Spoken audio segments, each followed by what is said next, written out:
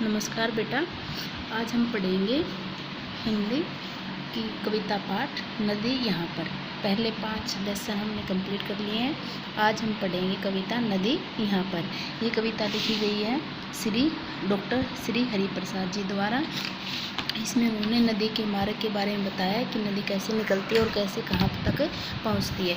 नदी यहाँ पर देखो, नदी यहाँ पहाड़ों से निकलती है, यहाँ से बहती है, यहाँ से इसका रास्ता है। ये थोड़ी जल्दी चलती है, तेज़ गति से चलती है। यहाँ पे जैसे जैसे मैदानी इलाकों में प्रवेश करती है, इसका जो वेग है वो कम हो जाता है।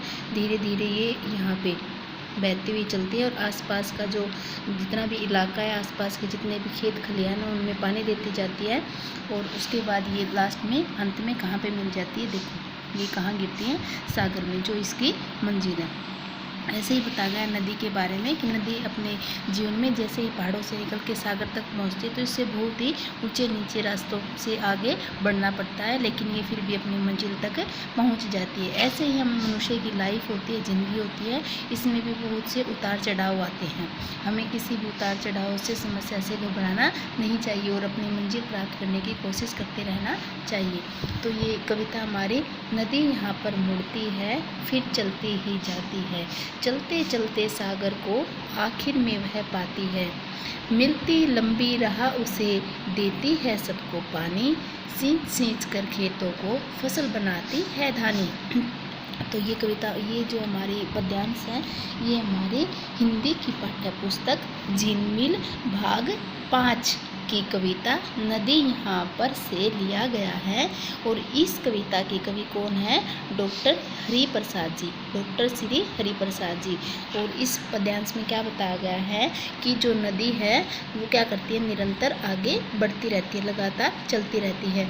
नदी यहाँ पर मुड़ती है। नदी जैसे ही पहाड़ों से निकलती है और यहाँ पे जहाँ उसको रास्ता मिलता है तो नदी वहाँ पर मुड़ जाती है, अपना रास्ता चेंज कर लेती है, फिर चलती ही जाती है और फिर अपना रास्ता बदलकर फिर ये लगातार चलती ही जाती है।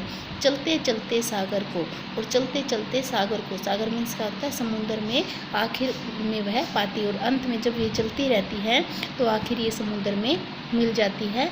मिलती लंबी राह उसे देती है सबको पानी। और रास्ते में बहुत ही लंबा रास्ता उसको पार करके जाना पड़ता है और रास्ते में सबको वो अपना पानी देती चलती है, खेतों को पानी सींचती चलती है। सींच सींच कर खेतों को फसल बनाती है धानी।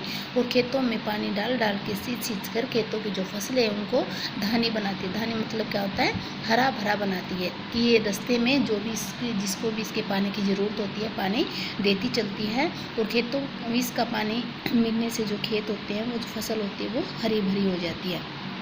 आगे करते हैं। चलती किसी जगह सीधी टेढ़ी होती कहीं कहीं, लहर उठाती जाती है लेकिन थकती कहीं नहीं, कहीं करारों में छिपती मैदानों में आती है, खेल खेलती लुका छिपी बिल्कुल ही खो जाती है। तो इसमें क्या बताते हैं, इस पद्यांश में डॉक्टर श्री हरि प्रसाद जी कहते हैं कि जो नदी है वो क्या करती है, अपना रास्ता बदलती रहती है। उसका जो सफ़र है वो कैसे कैसे अपने सफ़र को पार करती है उसके बारे में बताया गया है। चलती किसी जगह सीधी, कि जहाँ इसको सीधा रास्ता मिल जाता है, जहाँ कोई रुकावट नहीं होती, वहाँ ये सीधी चलती है।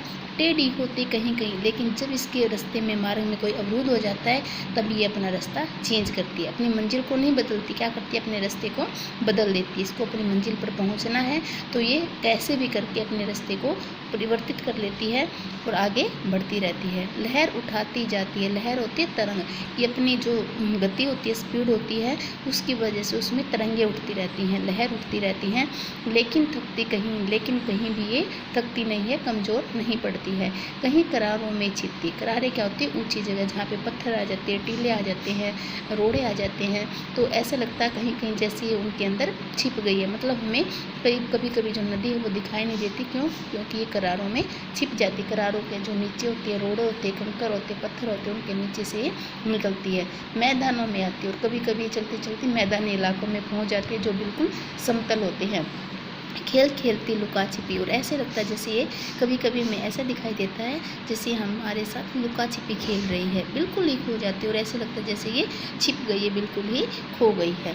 तो इस कविता में क्या बताया गया है कि नदी कैसे कैसे अपने मंजिल पाने के लिए अपने सफ़र को तय करती है, कि इसको जैसे भी रास्ता मिलता है ये रुकती नहीं है अपनी मंजिल तक पहुंचने के लिए, चाहे इसको अपना रास्ता बदलना पड़े लेकिन ये चलती ही रहती है।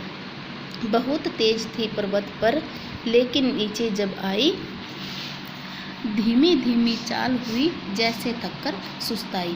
इसमें कवि क्या कहते हैं कि जब ये पर्वत से चली तब इसकी चाल बहुत धीमी थी, इसकी चाल बहुत कम थी, लेकिन जब ये नीचे आई तो ऐसे लग रहा था जैसे चाल कुछ कम हो गई है, सुस्ता गई है। पानी बिखराती जाती हरियाली फैलाती, लेकिन रास्ते में पानी बिखराती जाती है और हरियाली फैलाती जाती है। चाहे जितना पानी ले लो मन में बुरा न लाती है, और चाहे रास्ते में हम इसका कितना भी पानी ले लेते खेतों में फसलों को देने के लिए, बांध बनाने के लिए, बिजली पैदा करने के लिए, इसको कभी भी बुरा नहीं लगता और ये अपनी जो रास्ता है मंजिल है उसको कभी नहीं छोड़ती है।